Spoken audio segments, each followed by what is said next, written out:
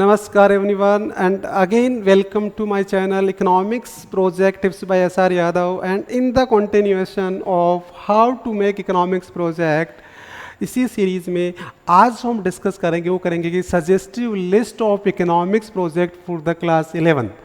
तो class 11th के लिए क्या क्या सजेस्टिव जो है वो टॉपिक हो सकते हैं। तो देखो, as per the CBSE these are the suggestive list. ये लिस्ट CBSE ने इशू कर रखी है। बट बच्ची, अगर आपको 11th के अंदर कोई भी टॉपिक आपको बनाना है, कोई भी टॉपिक भी प्रोजेक्ट आपको बनाना है, तो उसको बेसिकली आप दो पार्टी में डिवाइड कर लीजिए। फर्स्ट आपका सिलेबस बेस्ड प्रोजेक्ट हो सकता है और सेकंड आपका करंट इश्यूज़ पे हो सकता है, इकोनॉमिक इश्यूज़ पे। से फॉर एग्जांपल सिलेबस में आपने डिमांड पे, PPC पे, कोई भी आपने एक चैप्टर लिया, उस चैप्टर में पर्टिकुलर टॉपिक पे या पूरे चैप्टर पे आपने प्रोजेक्ट बना दिया, तो ये क्या हो गया, आपका सिलेबस प्रोजेक्ट होगा और उसको रियल लाइफ से कनेक्ट कर दिया ना। उसके बाद सेकेंड क्या हो सकता है, जो करंट इश्यूज़ हैं, जैसे फॉर एग्जांपल आप जो भी करंट हैपनिंग चल रही है, जैसे फॉर एग्जांपल आप बात करें कि रसिया यूक्रेन का वॉर चल रहा है या G20 चल रहा है या कोई भी टॉपिक, जैसे करंट इश्यूज़, जैसे इसमें भी जैसे करंट इश्यूज़ को यहाँ बता रखा होगा कि जो करंट इश्यूज़ कोई भी आप ले सकते हैं, जैसे इसमें सारा सिलेबस वाला दे रखा है बेसिकली। या ये देखो, जैसे सोलर एनर्जी है, कॉस्ट इफेक्टिव कंपैरिजन है ना, ये सारे करंट इश्यूज़ हैं।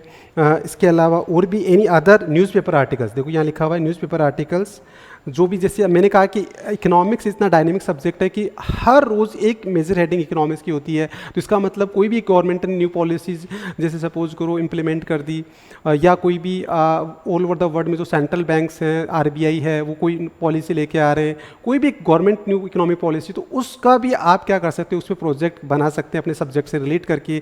तो ये भी एक, तो इस तरीके से ओवरऑल आपको जो प्रोजेक्ट के जो टॉपिक्स है वो कैसे सेलेक्ट करने हैं, आई होप आपको क्लियर है कि दो पार्ट में डिवाइड करके आप उसको सेलेक्ट कर सकते हैं। और देखो, इसमें साफ लिखा हुआ है एनी अदर टॉपिक, तो ये एक सजेस्टिव लिस्ट है। इसके अलावा आप कोई भी टॉपिक लिख सकते हैं। तो इससे आप पूरे प्रोजेक्ट के टॉपिक को दो पार्ट में डिवाइड कर लीजिए, एक सिलेबस बेस्ड और एक करंट जो इश्यूज है इकोनॉमिक। इस तरीके से दोनों पे आप प्रोजेक्ट बनाएंगे। तो सिलेबस में क्या करेंगे, कोई भी चैप्टर या टॉपिक लेके उसको रियल लाइफ से कनेक्ट कर दो, और जो करंट इश्यूज है वो लेके आपको उसको सिलेबस से कनेक्ट कर देना। तो इस तरीके से आप ये टॉपिक जो है वो आप ले सकते हैं। आई होप ये आप